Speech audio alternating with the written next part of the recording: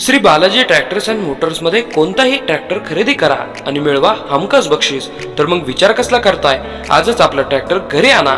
आमचा पत्ता Pune Nashik highway, Kukadi colony, Narayangaon, तालुका जुन्नर, जिल्हा.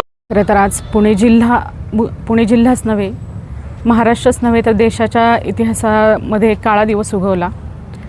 सकाळी एक अत्यंत भीषण, धक्कादायक, अविश्वसनीय आणि संपूर्ण महाराष्ट्रातील लोकांच्या सर्वांच्या मनाला हळहळ लावणारी एक बातमी त्या ठिकाणी आपल्या समोर आली. आणि ती बातमी जेव्हा समोर येत होती तेव्हा त्या बातमी यायच्या आधी सर्वजण देवाचा धावा करत होते. सर्वजण देवाची प्रार्थना करत होते की त्या विमानामध्ये दादा नसले पाहिजेत.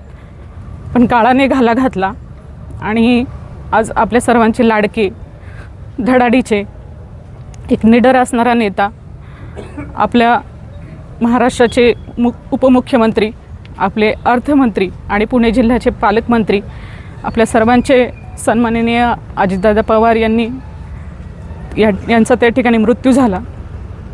खरं तर दादांच्या बाबतीत जेवढं आता या ठिकाणी सांगितलं, जी के सरांनी अतिशय विश्लेषण या ठिकाणी दिलेलं आहे की दादांचं व्यक्तिमत्व जे होतं, दादांचा जो स्वभाव होता, सर्वांना घेऊन जाण्याची, त्यांच्या सर्व तळागाळातला समाज असेल किंवा प्रत्येक जाती धर्मातल्या लोकांना त्यांनी बरोबर घेऊन त्या ठिकाणी वाटचाल केली. त्यांची अभ्यासू वृत्ती, त्यांचा हसरा आणि मिश्किल आणि त्याचबरोबर रोखठोक असणारा स्वभाव असेल, आणि ही सर्व नेतृत्व करत असताना त्यांनी प्रत्येक माणसाला जपण्याचं काम केलं आणि पक्ष संघटनेमध्ये त्यांनी त्या ठिकाणी सर्वांना न्याय देण्याचा प्रयत्न केला. आणि अशा प्रकारचे दादा आपल्यातून आज निघून गेलेले आहेत.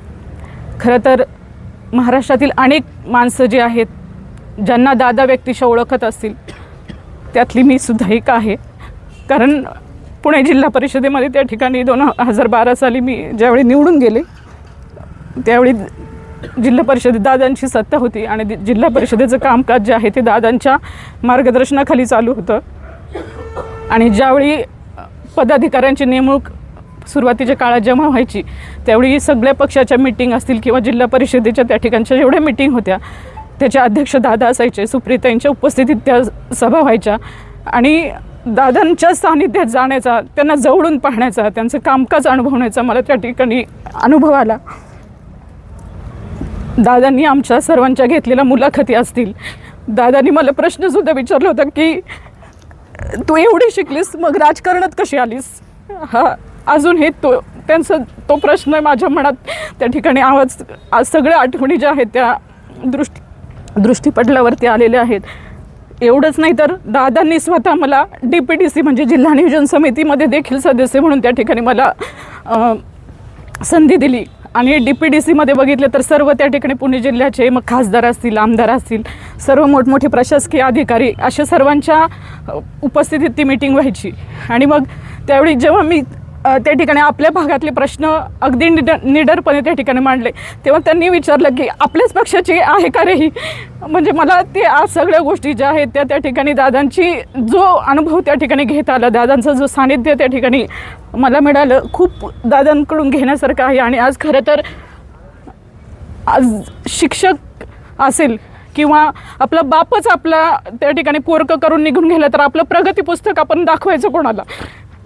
शेतकरी असतील, ग्रामीण भागातील जनता असेल, यांना सर्वांना बरोबर घेऊन चालणारे दादा होते आणि ते आपल्यामध्ये नाहीत. आता राजकारणात आपण कोणाकडे पाहायचं हा एक प्रश्न आपल्या सर्वांच्या मनात आहे. शेतकऱ्यांनी कोणाकडे बघायचं, ग्रामीण भागातील जनतेने कोणाकडे बघायचं, खरं तर हा प्रश्न आहे.